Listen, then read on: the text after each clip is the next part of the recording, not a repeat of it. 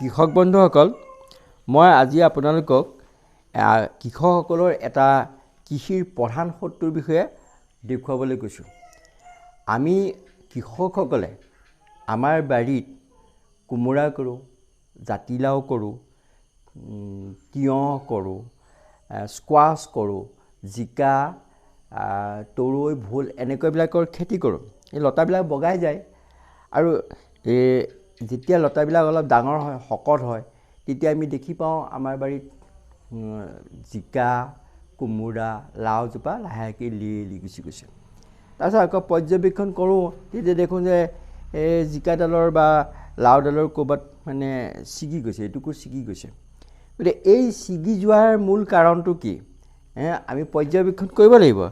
তেতিয়া দেখিম যে ইয়াৰ মূল কাৰণটো হৈছে এটা পোক, মানে এটা পতংগ। মই পতংগটো দেখুৱাব বিচাৰিছোঁ। এইটো ধৰি আনি থৈছোঁ, এইটো পতংগটো। এইটো বিশেষ ধৰণৰ এটা পতংগ। ইয়াৰ ষ্টেম কাটাৰি। ই দুবিধ আছে। এবিধ এতকৈ অলপ সৰু হয় আৰু গাটো তাৰ বগা বগা স্পট থাকে, আৰু এইটো ডাঙৰ, আৰু ইয়াৰ ঠেংকেইখন বৰ আচৰিত ধৰণৰ। ইয়াৰ ঠেংকেইখন হাঁহৰ পতাৰ দৰে। গছৰ ঠানিত ই সুন্দৰকৈ ধৰি ৰাখিব, মানে এডাপ্টেড হয়, সুন্দৰকৈ ই এনেকৈ ধৰি বগাই যাব পাৰে। এনেকৈ চাওক, এনেকৈ বগাই যাব পাৰে। ইয়ে আমাৰ লাও, জিকা, কোমোৰাবিলাকৰ ই প্ৰধান শত্ৰু। চাওক, ই কি কৰে। ই হ'ল ষ্টেম কাটাৰ। এইটো মাইকী, ইয়াৰ যিটো মতা হয়, এই মতাটো ইয়াতকৈ সৰু আৰু গাটো লাহি। ই কি কৰে, ইয়াত চাওক, এনেকৈ ইয়াত এইডোখৰত কামুৰি ৰাতিহে নিশাচৰ, ৰাতিহে কামুৰি এই অংশটো এনেকৈ, মই দেখুৱাই আছোঁ চাওক, এনেকৈয়ে কামুৰে, এনেকৈ কামুৰি এই অংশটো লাহে লাহে ছিঙি পেলায়, এইধৰণে ছিঙি পেলায়। যেতিয়া সি সম্পূৰ্ণ নিছিঙে, যিকণ লাগি থাকে সেইকণে আৰু গছডাল জীয়াই ৰাখিবগৈ নোৱাৰে। যে হওক, ছিঙি পেলাই ইয়াক খোৱাৰ উদ্দেশ্য নহয়। ইয়াৰ উদ্দেশ্যটো হ'ল ছিগি যোৱাৰ পিছত এই অংশটো শুকাই যাব। শুকাই যোৱাৰ আগতেই, এই কোমল হৈ থাকোঁতেই এই গাঁঠিবিলাকত এটা এটা কণী পাৰি যাব।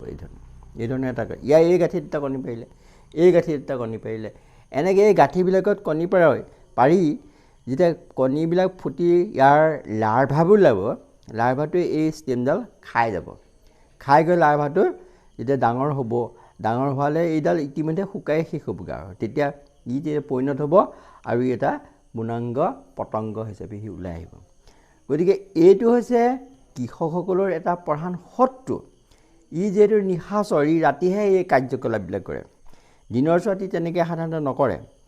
আৰু পাতৰ আঁৰত, এনেকৈ গাঁঠিবিলাকৰ আঁৰত এইধৰণে লুকাই থাকে, বা এনেকুৱা যিবিলাক শুকান পাতবিলাকৰ আঁৰত লুকাই থাকে। গতিকে সাধাৰণতে একেবাৰে চকুত নপৰে। গতিকে আমাৰ কৃষক বন্ধুসকলে কিহে খায় গছডাল, আচৰিত হৈ যায়। কিন্তু আচৰিত হ'বলগীয়া কথাটো নাই। হ'ল এটা ষ্টেম কাটাৰ। ইয়াৰ মূল ষ্টেমডাল কাটি দিয়াৰ বা লতাডাল কাটি দিয়াৰ মূল উদ্দেশ্যটোৰ কথা ক'লোৱেই। ইয়াৰ মূল উদ্দেশ্যটো হ'ল ষ্টেমডাল কাটি ওপৰ অংশত বংশ বৃদ্ধি কৰা। এই তলৰ অংশত নকৰে। যি অংশত ওপৰৰ ফালে কাটিলে, কাটি ইয়াৰ পাতবিলাকত গাঁঠিবিলাকত কণী পাৰি পেলাই ইয়াৰ বংশটো বৃদ্ধি কৰাই হ'ল ইয়াৰ মূল উদ্দেশ্য। গতিকে বংশ বৃদ্ধি কৰিবলৈ যাওঁতে আমাৰ যথেষ্ট অপকাৰ কৰে। আৰু এই পতংগটো এনেকুৱা যে এইটো মই দিনতে ধৰি থৈছোঁ চাই, ইয়াৰ মূৰটো মই অকণমান ছিঙি থৈছিলোঁ। এনেকৈ ছিঙি থোৱাৰ পিছতো এনেকুৱা ইয়াৰ ক্ষমতা আছে, মূৰটো আকৌ যোৰা লাগি গুচি গৈছে। গতিকে এই পতংগটো আমাৰ প্ৰধান শত্ৰু। ইয়াক এতিয়া নিবাৰণ কৰিবলৈ আমি ৰগৰ মাৰক নাযায়, বা দৰৱ মাৰিলেও নাযায়। এনেকুৱা মানে এডাপ্টেড। গতিকে ইয়াক কি কৰিব লাগিব, আপোনাৰ বাৰীডৰাত য'ত জিকা মানে কোমোৰা, লাও কৰিছে, সেইটো আমি সদায় ষ্টেমবিলাক পৰ্যবেক্ষণ কৰিব লাগিব, চাব লাগিব। ৰাতিপুৱা ভাগত চাব লাগিব। ৰাতিপুৱা সাধাৰণতে ঠৰঙা হৈ থাকে, গতিকে সেই সময়ছোৱাত চাব লাগিব। কিন্তু যেতিয়া ৰ'দ পৰে, একদম খুব তজবজীয়া হৈ যায়, তেতিয়া ইয়াক ধৰিবলৈ টান আছে, পটককৈ উৰি গুচি যাব। যেতিয়া ৰাতিপুৱা ভাগত আপোনালোকে চালে ইয়াক দেখিবই। বিশেষকৈ ইয়াৰ গাতে বগা কিছুমান স্পট আছে। মই হাতৰ ঘঁহনি খাই বগা স্পটবিলাক নাইকিয়া হৈ গৈছে।